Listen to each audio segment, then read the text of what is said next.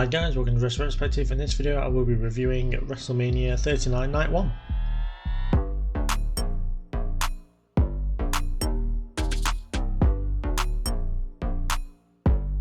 So first up we had Austin Theory defending the United States Championship successfully against John Cena.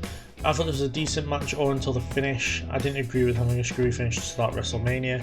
I also felt like it would have done more for Theory's career if he'd won clean against John Cena at WrestleMania. I understand the idea of having him be a shithouse heel, but for me it just, I don't know, it just made more sense for him to win clean and to have that victory over a veteran like John Cena, instead of like cheating and doing it that way. I think for going forward, I think Theory's going to probably have the United States for a short while longer, maybe till SummerSlam. I'm not sure who would be his next opponent. I've heard that Mustafa Ali might be getting a push after WrestleMania, so maybe that's on the cards for him. As for Cena, I can't imagine we'll see him for a while now, maybe even not till next year, as he only seems to be appearing once a year, and he's made his appearance pretty early this year compared to last year where he left it to the last day. But yeah, so I think Cena will keep popping up every so often, but I can see him winding his career down at this point. He might even stop wrestling next year, which is a shame because I'm a big fan of John Cena, but I digress. As I said, yeah, huge win for Theory anyway, just for his career in general, so he's beating John Cena at WrestleMania. And yeah, I said, I can't think of anyone to take the United States title off him right now. No one's really been built to that point. I look forward to see where his reign goes. Following that, we had the Street Profits defeat the Viking Raiders, Braun Strowman and Ricochet and the Alpha Academy in their Fatal 4-Way Showcase Tag Team match. This was actually a really fun match. It genuinely surprised me how good it was. There was non-stop action throughout. There was many highlights of it. Angelo Dawkins taking out Strowman, Ricochet shooting Star Press to the outside. And I think the Street Profits were right. They won this one. It wouldn't surprise me if they were next in line for a tag team title shot. I think the last time they had one was Money in the Bank or SummerSlam, when they had those two really good matches with the Usos. I think for me, I think the match was obviously a lot better than I thought it was going to be. I feel like there could have been more on the line, like them actually saying that there's going to be a title shot. And I'm surprised that the Maximum Male Models didn't get involved on Otis's point, which was good to see. It was good that they actually concentrated on the tag team and on the wrestling itself rather than the storyline of Otis kind of parting ways with the Alpha Academy. We didn't really get much of it on Raw either, other than just a little shot of it backstage, which is good. But like for now, it can be put on the back burner, as I feel like Alpha Academy should probably stay together because they are such a good team. As for the rest of the teams, Strowman and Ricochet I still see as two single superstars, so it wouldn't surprise me if one of them turned or they just split apart at some point. Viking Raiders, they don't feel like as big as a threat as they should be seen or as they want to come across on TV. Especially with Valhalla and stuff like that, it seems like they should be a real force, and they're really not. They lose a lot at the time. And they say, yeah, the Street Profits wouldn't surprise they're next in line for a tag team title shot. But the match itself was fantastic, really surprised me and a lot of fun. Following that, we had Seth Rollins defeating Logan Paul, and I'm genuinely shocked to say that a Logan Paul match is my match of the night. I thought this was really good throughout, great storytelling from both, and yeah, I just enjoyed it the most out of everything on the night. I'm really glad that Rollins won. He deserved the win, and he should be getting more wins at WrestleMania compared to what his record says. I do have a loss of respect for KSI helping Logan Paul, but I also would have respected his table spot a lot more if he wasn't in a soft Prime suit. I knew from the start there was something sus about that Prime mascot. I thought it was either going to be Jake Paul, The Miz, or like just before it happened I said it might be KSI, which I ended up being right with. But yeah, the match itself was really good. We all now know that Logan Paul's a really good wrestler, which I'm sure, like me, a lot of people it means to say. And yeah, his matches against Rollins and Reigns have been really good, and it wouldn't surprise me if I don't think he'll come full time, but I think next time we'll see him is probably SummerSlam. I would assume, maybe Money in the Bank if they're going to bring him to the UK, or maybe have KSI do something at Money in the Bank. as he he kind of said he'd want to face Bobby Lashley during an interview after the show.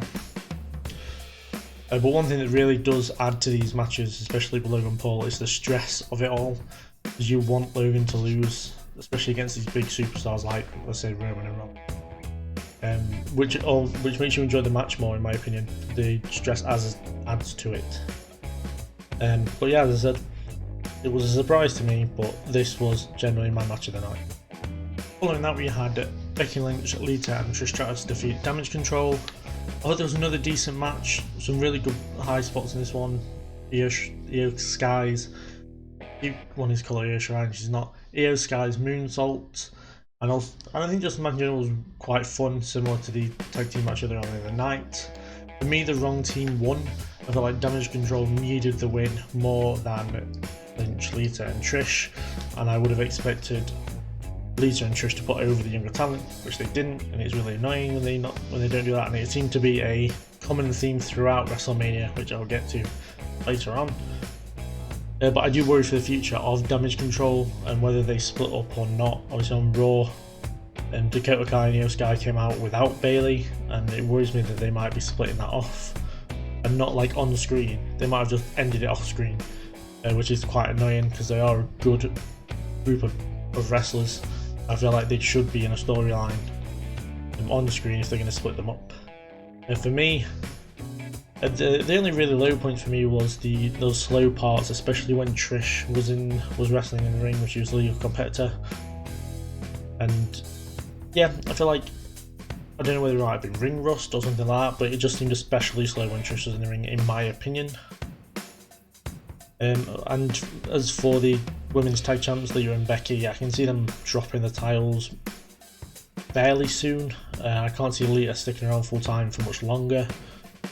Maybe have Rousey and Baszler take the titles off them. Like, even without the match on WrestleMania Night 2, I would have predicted those two to take them off champions. Plus we get Becky and Ronda again at some point, which is good, but it's not in a one-on-one capacity, which I would have preferred. But yeah, as I said, good match overall. Bit slow at times, worried about Damage Control. Next up we had Rey Mysterio defeat Dominic Mysterio. This match was very mid, in my opinion. Another common theme of this night of WrestleMania anyway is that rules seem to have been completely forgotten about.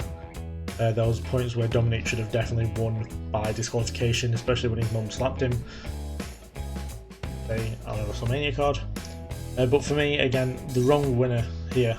Dom should have got the win here. It would have done way more for him if he'd won. But Rey, again, a veteran not putting over younger talent. Again, another common theme of WrestleMania.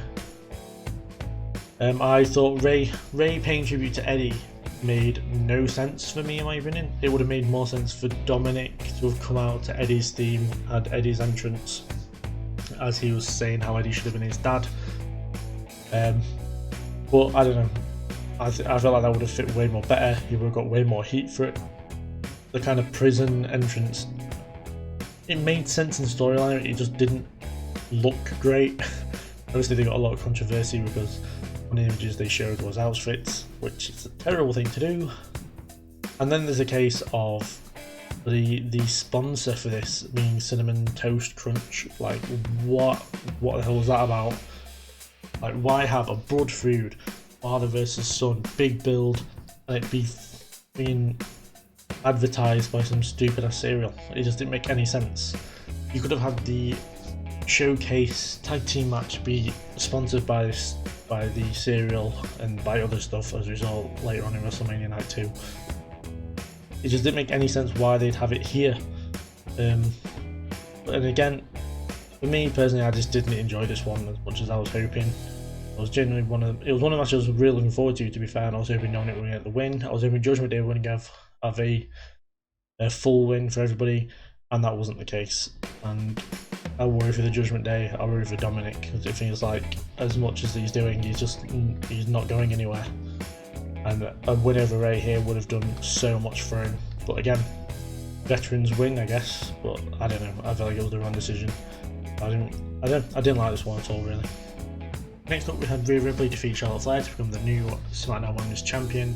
I thought this was a quality match. It was slow to start with, but the second half of the match was really good. Very much enjoyed it. I don't think it was as good as Rollins and Logan Paul. It wasn't as consistent as that. But man, that was a scary moment with Charlotte Flair taking the German suplex to her face. I couldn't believe it when I saw it. You'd expect better from Charlotte Flair, in my opinion. And after that, I could not be happier with Rhea Ripley getting the win here. She fully deserved it. It would have been a genuine shock if Charlotte had retained, though it wouldn't have been too much of a surprise because it's Charlotte Flair. But Rhea fully deserves it. The character progression was spot on, and this makes up for the WrestleMania 36 loss and Charlotte Flair winning the NXT women's title back then. For me, it was the best result of the night. Very happy with this one. And it was a shame that the rest couldn't keep up with it. As I said, for match of the night it was Rollins and Paul, but this was a very close second. Very happy with Rhea winning. I'm looking forward to seeing her title reign progress. After that we had like an impromptu match between Pat McAfee and The Miz, which Pat McAfee won. Again, another case where rules got thrown completely out the window. Like, a football player generally just jumped the guardrail and got involved and took out the Miz and stuff and the referee. No disqualification, no nothing, just let it happen. I understand the fun behind it, but if you're going to have it as a serious match at WrestleMania, there needs to be DQ. So Miz should have won the match, but he didn't. Pat McAfee won, but the match itself was awful. It was really bad. You know, it was great to see Pat, and I would have preferred he came out and did commentary on the main event and stuck around for night 2 of WrestleMania as well. I would have loved to have him on commentary for the main event of 2, but yeah, it just didn't land with me, this one. It was pretty bad. I understand it was supposed to be a bit of fun, but yeah, it just didn't make any sense why they would do this, especially when people like LA Knight weren't on the card. Bobby Lashley wasn't on the card, Bray Wyatt was on the card for whatever reason behind that. But to have Pat have an awful match against The Miz just made no sense, and a similar thing happened on night 2, which I will talk about in the next video. But yeah, really bad this one, did not enjoy it at all. And finally, in the main event of night 1, we had Sami Zayn and Kevin Owens defeat the Usos to become the new undisputed WWE Tag Team Champions. This for me, I know a lot of people are going to disagree with me here, but I didn't like this match. I felt like Rhea and Charlotte probably should have gone on last for this one. I think it was the unrealisticness of it. I know it was supposed to show the endurance of Sami Zayn, but it just didn't for me. I would honestly describe this match as a super kick party, because the Usos hit like 16 super kicks and a 1D on Sami, and he kicked out and then managed to get up and win the match, and for me it just wasn't realistic enough.